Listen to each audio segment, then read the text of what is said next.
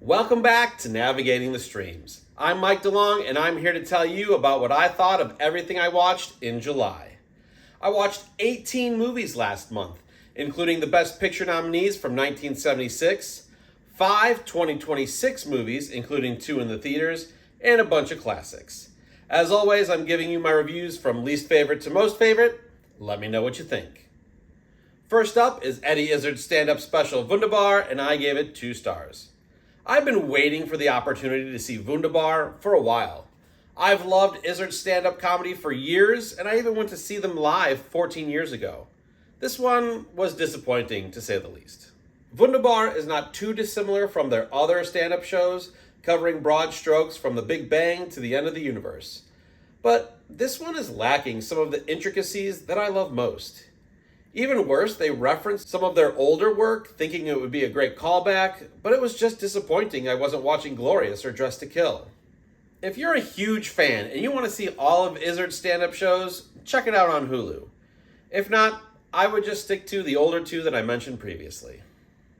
Next up is Sullivan's Travels, and I gave it 2 3/4 stars. Sullivan's Travels is a movie that I've never heard of before, but it stars one of the great starlets of the 1940s, Veronica Lake, someone I've heard of, but never seen in a movie previously. Sullivan is a successful movie director played by Joel McCrea. He wants to make a movie about how hard it is in America during the Depression, but he's never felt poverty before. He dresses like a hobo and takes the trains, eventually meeting up with an actress that's ready to throw in the towel, played by Lake, who's credited as the girl. Together, they go out and see how the other half lives. If that premise has you chuckling, you'd be right, because this is a screwball comedy. While it has its funny moments, I wouldn't say that it's a great example of the genre. The studio, in the movie, worries that the director will be in danger, so they have him followed by a staff of people in some kind of RV, complete with a black chef. This is a decent source of comedy despite the racism, but they're barely there. The acting is fine. I've never heard of Joel McCrea, and going over his credits, I don't recognize any of his other movies, but he had a good career in the 30s through 50s. He was fine. Lake, who's 19 in this movie, is pretty good. She doesn't have a lot to do, but she does well with what she's given. The story is a little absurd, which I guess makes sense with the genre, but it doesn't really work that well. It gets a bit preachy toward the end, but even before that, there wasn't much there. It had a decent amount of montage, seeing different poor people, and the story beats weren't working all that much. I didn't dislike this movie, but at the same time, it's not something I'd recommend or revisit like I would other movies in the genre or the decade.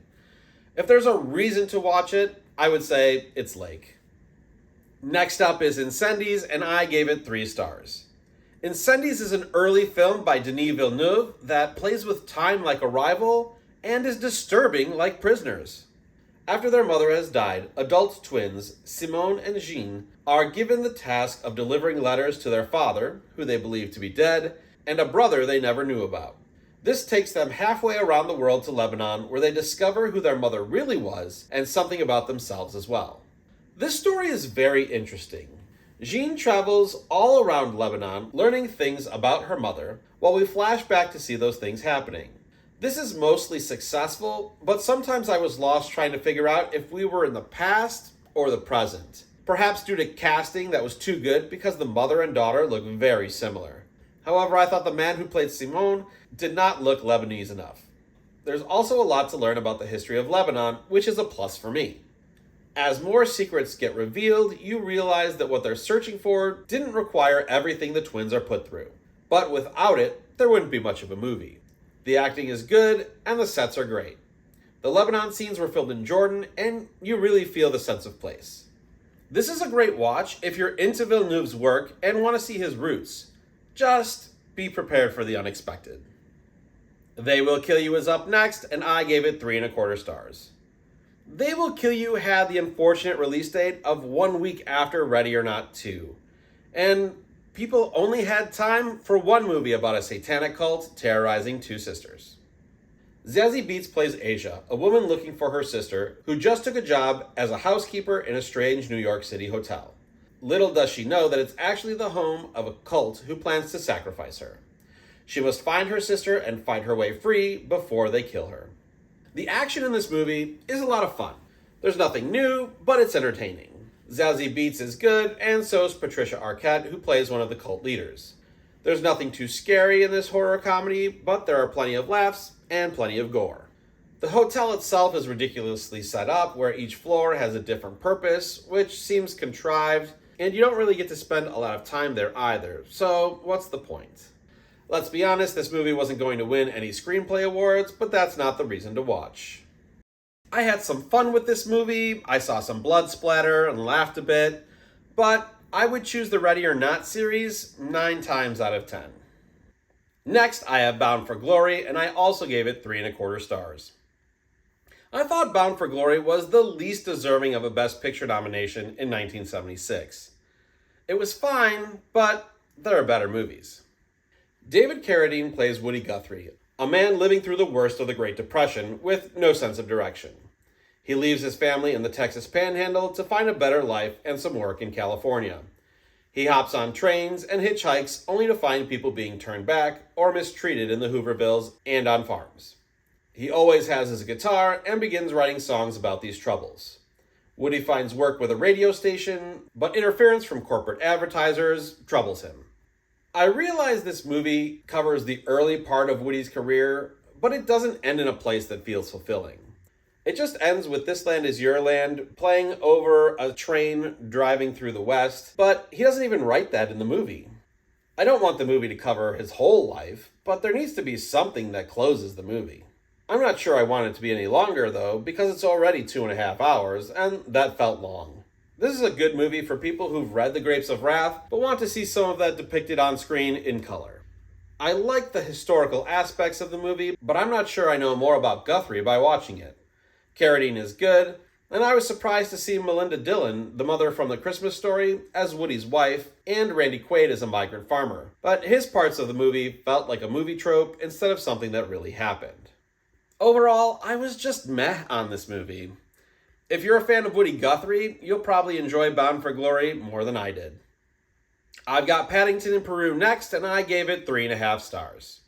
I can't believe this movie came out over 2 years ago, and it took me so long to see it.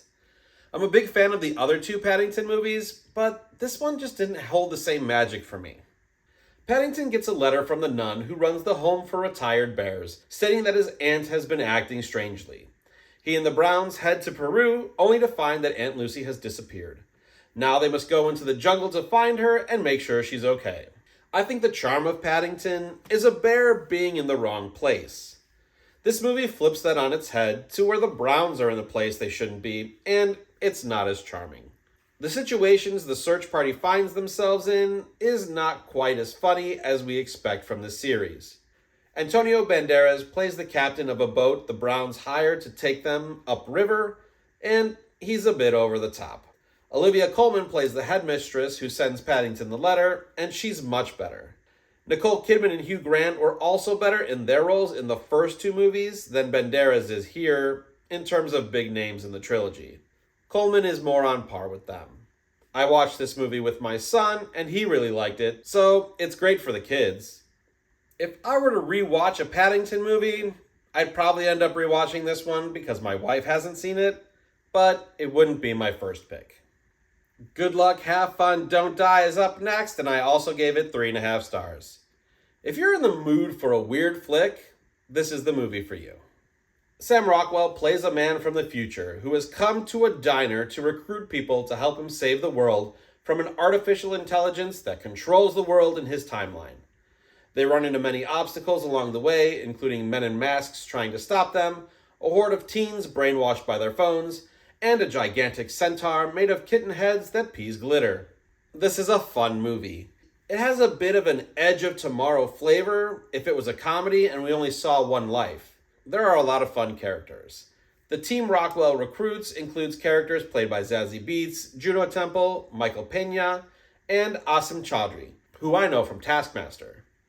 It's a good cast, and we get backstories on nearly everyone that are totally absurd in the best way. This is definitely a recommendation from me.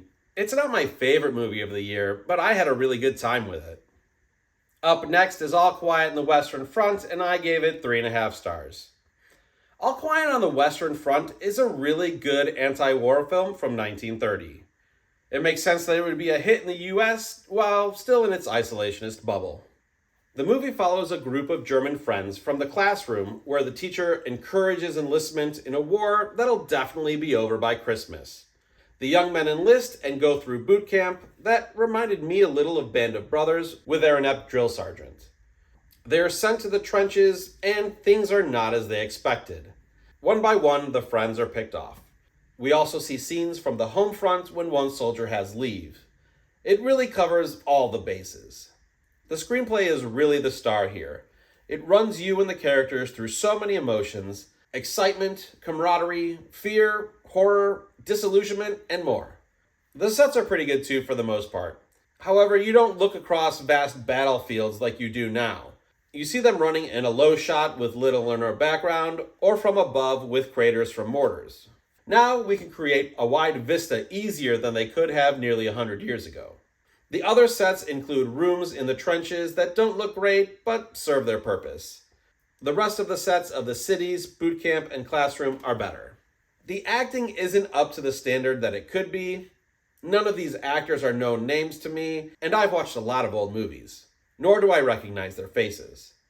They do okay, but nothing spectacular. Not surprisingly, there are no acting nominations for this movie. The only other real complaint I have is that sometimes in the battle scenes, people are running a little too fast. It seems that the film wasn't at the right speed, and it looks a bit comical. The rest of the battle scenes are really good though. You mostly know where you are, and feel the emotions with the characters. This is a really good movie for the time. I think the 2022 version is an improvement in some aspects, but I was really able to connect with this one too. Up next is Rocky, and I gave it 3.25 stars. Rocky is a really good movie, but it's not the best of 1976. Rocky Balboa is an enforcer for a local Philly loan shark and boxes in his free time. He's talented, but not driven. He's socially awkward and attracted to the socially awkward pet store clerk. When a contender drops out of the heavyweight championship fight, Apollo Creed has the great idea to fight a local nobody and picks Rocky. He trains for the fight with everything he has. I really think Rocky is a good underdog story. Stallone wrote the screenplay and received nominations in acting and writing. I'm not a big fan of the script though. The lines are basic and corny at times. It's hard to believe that this movie was nominated for 4 acting awards. Everyone does good work here, but the only one I really like is Burgess Meredith. Talia Shire does really good work playing a shy woman, and she's my second favorite. Rocky won Best Editing and Best Director, which I disagree with. The editing works. Boxing movies seem to get nominated here, but I think All the President's Men is better. I think this won Best Picture because everyone loves an underdog. But it doesn't have the most interesting story, best acting, or anything else that would make it Best Picture in my book. I don't hate it, but I don't love it either.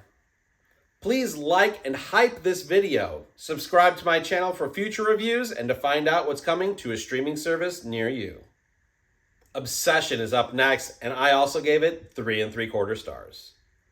I've heard about the box office phenomenon that Obsession has been, and I'm glad it came to streaming so I could finally see it. Bear Bailey has been crushing on Nikki for years. He's finally getting the courage to tell her, but chickens out again. He makes a wish for her to love him more than anything in the world on what he thinks is a novelty item, but it comes true and now he has to deal with the consequences. This is a really simple story that I can't believe has never been done before, or at least I've never heard of it if it has. What really makes this movie work is Indy Navarrete, who plays Nikki. She goes from normal to scary to frightened in mere seconds. At first the relationship is good, but we quickly see the cracks. Both the guys in this movie suck, and they're supposed to. So if you can get past that, you should like this movie. And the ending is great. The last 10 to 15 minutes of Obsession are totally unexpected and shocking.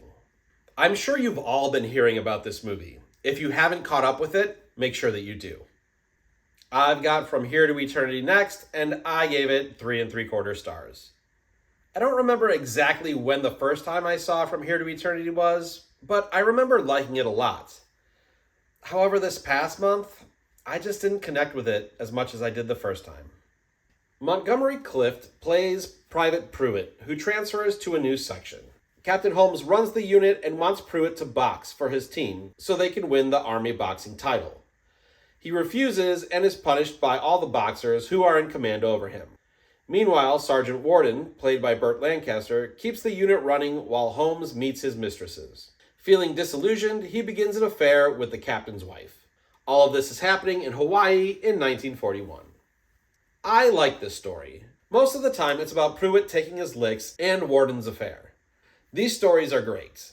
It gets a little too melodramatic when Pruitt visits the club where girls entertain the troops and he falls in love with a woman. Here, Pruitt acts like a spoiled child. It's really annoying, and I don't know why anyone would fall in love with him. Outside of that, the acting is really good. This is another movie with 5 acting nominations.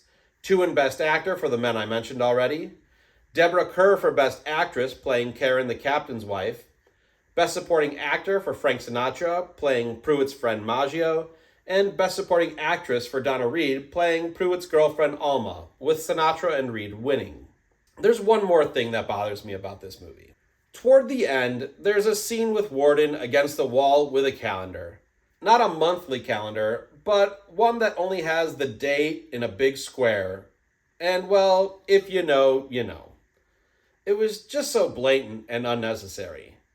It's whatever the opposite of foreshadowing is. I sat down with From Here to Eternity expecting to like it immensely. And while I still like it, I was a little disappointed this time. Up next is Grand Hotel, and I gave it 4 stars. I was not looking forward to this rewatch of Grand Hotel, but I was pleasantly surprised. A luxurious hotel in Berlin plays host to several different people, including an out-of-town businessman working on a merger and the local secretary he hired, a melancholy star ballerina, a baron who has a secret, and a dying man trying to spend his last days in opulence. The impression I remember from my first viewing many years ago is that there wasn't a lot going on. I was totally wrong. There are several storylines that are all intertwined, and they do it wonderfully. The screenplay is great, and most of the acting is too. Garbo plays the ballerina, and she's very melodramatic, but that's what the character is going through at the moment. There's also some misogyny in a scene or two that I chalk up to being in the 1930s. It's uncomfortable for a modern viewer, but it doesn't extend through the entire movie. The hotel sets are amazing too. I really enjoyed rewatching Grand Hotel and would recommend it to just about anyone. Make sure you check this one out. Next is Amadeus, and I gave it 4 stars. The first time I saw Amadeus, I really didn't like it. On this rewatch, I found a lot to like, but it's still not a movie that I want to return to over and over again. The Emperor's composer, Salieri, played by F. Murray Abraham, tells the story of how his life intersected with Mozart. It details his jealousy, how he tried to sabotage Mozart, and his belief that he caused his death. This is a beautiful movie to look at. The sets and costumes are top-notch for any era. The lighting is great, too. Just like Barry Lyndon, it's shot using natural light and candles. These movies always look so good. The story is interesting and told well. I used to groan when people spoke about this movie because I never really thought much of it. I actually thought very little of it. I now know why, but many people might not like the reason. It's the reason that the movie is only getting 4 stars and no more. I hate the Mozart portrayal. Tom Hulce is acting his butt off and doing a great job, but I hate the choices he and the director makes. Every time he opens his mouth or laughs, I just cringe. Mozart's wife Constance is also an annoying character. The actress, Elizabeth Barrage, also does a decent job, but she really doesn't fit in with the time period and the rest of the acting around her. F. Murray Abraham is amazing, though. He totally deserved the Best Actor Oscar. Watching this performance alone is worth sitting through the movie.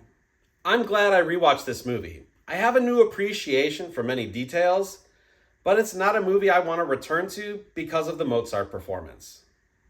Spider-Man Brand New Day is up next, and I gave it 4.5 stars. The Spider-Man movies are just incredible. No Way Home was the best of the multiverse MCU, and this one is only slightly behind that. Brand New Day takes place 4 years after No Way Home, and we see Peter dealing with the fallout. MJ and Ned have graduated from MIT, while Peter has built himself a lair in New York City to do his Spidey thing. Someone or something has been breaking into Department of Damage Control facilities while mind-controlling innocent people to do the dirty work. Not only that, but the spider DNA in Peter seems to be evolving and trying to take over. And that just scratches the surface. It also has cameos from Bruce Banner, Florence Pugh's Yelena Belova, and a bit more than a cameo from John Barenthal's Punisher. Usually movies that pack this much plot in get pretty messy. But I thought that Brand New Day really balances everything well.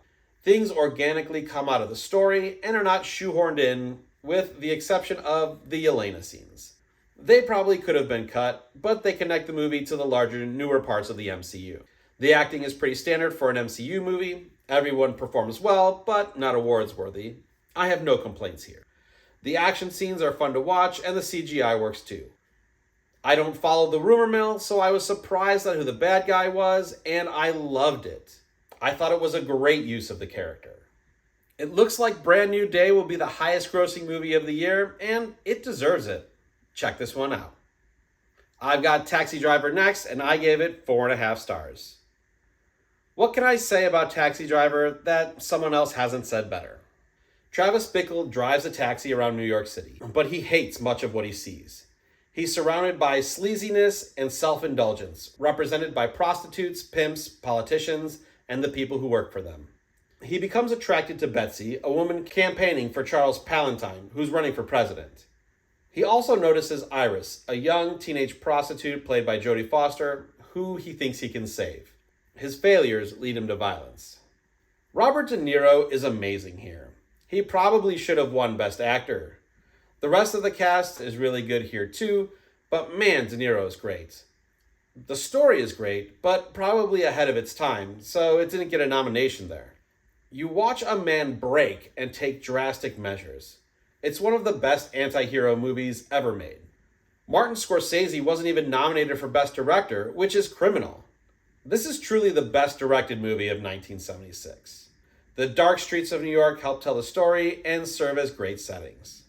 There's so much that I've left out of this review because it's all been said before and I don't have my own words to adequately describe it. It's not for everyone, but it is great. Next comes The Odyssey, and I gave it 4.75 stars. I saw The Odyssey and liked it so much that a week and a half later, I saw it in the theaters again. Odysseus, played by Matt Damon, is missing from Ithaca after the Trojan War. His wife and son are forced to entertain men looking to replace him. Meanwhile, Odysseus is trying to remember where he came from on a beach he's living on with Calypso, telling her his story as it comes back to him. First, with a Christopher Nolan movie, it's important to talk about time and place. I never had a problem knowing where and when we were in the story, whether it was the past, present, Ithaca, Troy, or some other island along the way. Nolan made it easy to know where we were. I didn't have any real problems with the acting. I know many people didn't like Tom Holland, but I didn't have a problem with it. I didn't like in the preview that he used dad, thinking it seemed too informal for the movie, but in the moment it didn't bother me. I recognized it, but it just rolled off my back. John Leguizamo deserves a nomination for Best Supporting Actor here. He does some of his best work. The biggest problem I had with the casting was Benny Safdie. He doesn't seem like a warring king, but he was only out of his armor for a few minutes, so again, very minor. The movie looks amazing. Each location is unique. The only visual problems I have with the movie are with the Cyclops and Scylla. I love the face of the Cyclops, and it looks twisted, but the skin was oddly dry and crusty. The same goes for Scylla. It was rock-like and not fully formed. However, especially for Scylla, they are on screen for very little time, so these are minor problems. I thought the story was told well. I wasn't emotionally moved, but I didn't expect to be. I thought the action was good, though it can seem repetitive to some. This was the first Nolan movie I wanted to re-see immediately in quite some time. You should definitely check this one out. Network is up next, and I also gave it 4.75 stars. Network, another one of the Best Picture nominees from 1976, is one of the most prescient movies I've ever seen. We're talking like Idiocracy levels here. UBS is a network in crisis. Howard Beale is a news anchor who gets fired for low ratings, then goes off the deep end. His friend and producer, Max Schumacher, is fired, but starts an affair with Diana, the woman in charge of programming, looking to really shake things up. Diana uses Howard's insane rants to gain viewers, and he really starts to connect with people. The news turns into a sideshow. Meanwhile, Diana's other project is connected with a domestic terrorist group who films their crimes. Back in 1976, no one could have really imagined how reality TV would dominate in the 21st century, or how 24-hour news networks would distort news. But this movie did. It's incredible. There's even a merger that UBS is involved with that has financial backing from the Saudis, much like Paramount's takeover of Warner Brothers. You can't help but laugh at the absurdity of this movie 50 years later. My attention did wander a little at the end, but overall, this movie is hard to beat. The acting is phenomenal, with 5 nominations and 3 wins. Peter Finch, who plays Howard Beale, winning posthumously, a first. Now, I don't necessarily agree with all the nominations. I would switch out Ned Beatty's nomination for a very minor role, with Robert Duvall's meatier part. Also, Beatrice Straight has only one major scene, and she won the Oscar. I'm not sure that's better than Piper Laurie in Carrie or Jodie Foster in Taxi Driver. The sets and costumes are pretty standard for a TV studio in the 1970s, but still good. This is definitely a movie I would recommend to any viewer. It's one of the best ever made. It's not my favorite of 1976, but it's close. And finally, we've got All the President's Men, which I gave 5 stars. I don't know if there's another movie that's as boring as it seems on paper, that's as riveting as All the President's Men. A group of men are arrested breaking into the Democratic National Committee's headquarters in the Watergate Hotel. Bob Woodward, a new reporter at the Washington Post, played by Robert Redford, begins to investigate, and Carl Bernstein, a reporter who flies by the seat of his pants, played by Dustin Hoffman, has a passing interest and tries to punch up Woodward's writing. This unlikely duo is given the assignment, even though nobody thinks much of it. They push and they pull until they start getting information to connect the highest levels of the Nixon administration to the break-in, thus ending a presidency. There's nothing about this movie that isn't good. Acting, story, lights, sets, costumes, sounds, editing, etc. It's criminal that neither Redford nor Hoffman are nominated for this movie. The category is pretty stacked, but there's one nomination for an Italian movie that I've never heard of that could probably go. I might check that one out and let you know. Like I've said, the story is great. It's amazing that 2 men doing pre-internet research could be so interesting, but I couldn't look away. All the craft areas are great, especially the meetings with Deep Throat in the parking garage. If there's anything wrong with this movie, it's the quick wrap-up at the end. Just when Woodward and Bernstein start to get actual hard evidence, the movie starts to tell you all the arrests and convictions that came from the reporting we just watched get started, right up to the resignation of Richard Nixon. Other than that minor quibble, this movie has no flaws. If you haven't seen All the President's Men, why haven't you? It truly deserved to be the best picture of 1976. Watch it immediately. That'll do it for this review video. Are you surprised that Rocky beat Taxi Driver, Network, and All the President's Men? What did you think of the Odyssey and Brand New Day? Let me know in the comments. If reviews aren't your thing, come back to find out what's coming to streaming services in September. Thanks, and I'll see you again soon.